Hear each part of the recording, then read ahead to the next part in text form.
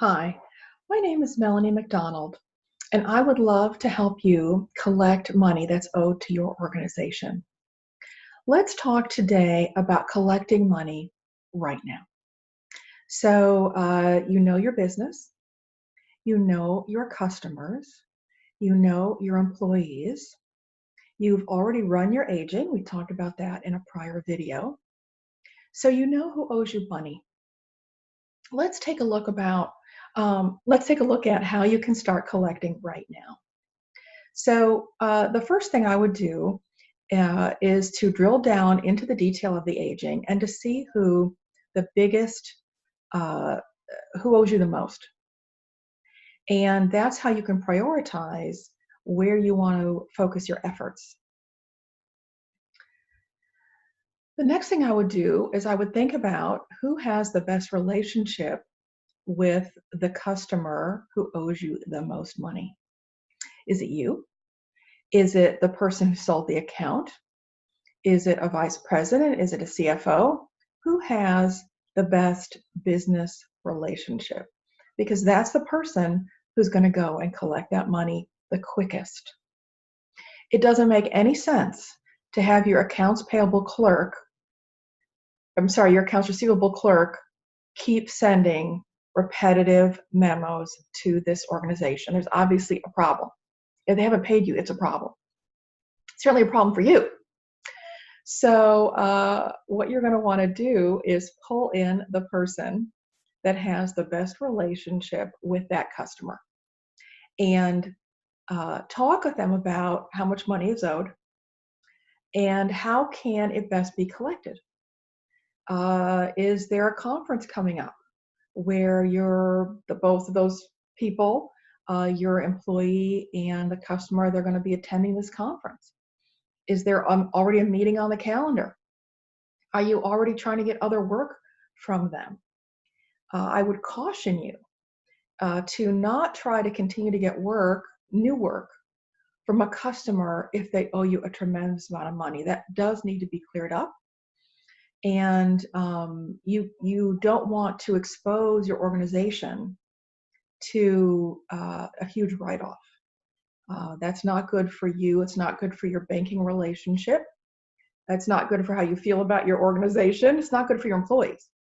People will know that's going on, and it's just it's not a good strategy. When you're meeting with your the employee that has the great relationship, they may say, hey, you know what? I sold this account. I don't really feel this is my job to collect the money. You send the invoices, that's really beyond my purview. I'm a salesman, or I'm a this, or I'm a that, or I'm a whatever.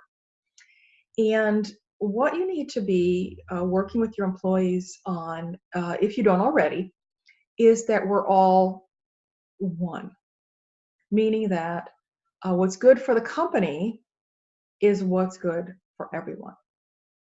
And we don't have each these narrowly defined roles. Of course, we have our main objectives, but we have to pull together when there's a problem. And now there's a problem. And that is something that should be part of what you're talking with all of your employees about. I don't mean in big meetings, but I mean on one-on-one, and that you're actually demonstrating that, meaning that you're willing to jump in also, and you're not just delegating the hard stuff.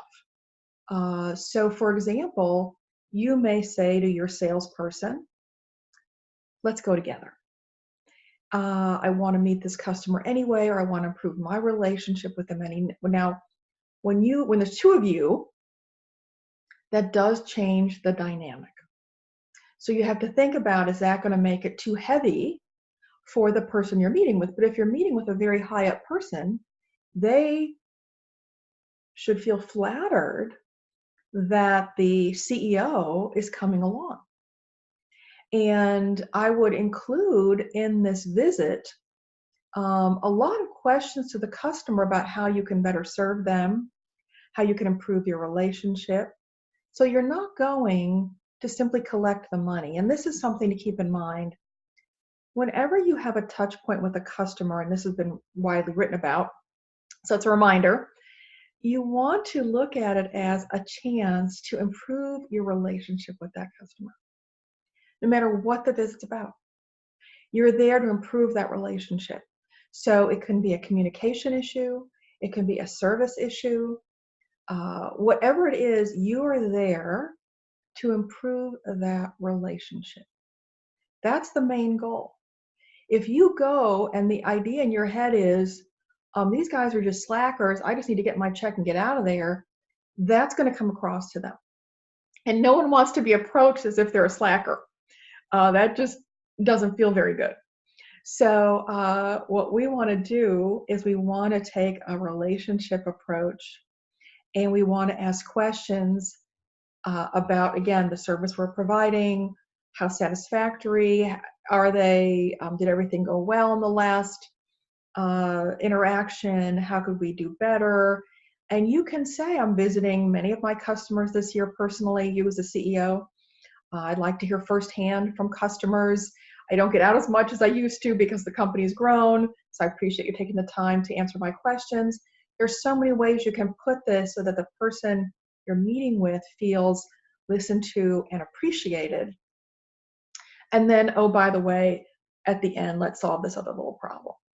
So the context of getting the money is really one of relationship building, listening to the customer. So that means you've got to have some good prep beforehand. That's what your strategy meeting with your salesperson or your VP, whoever's going with you.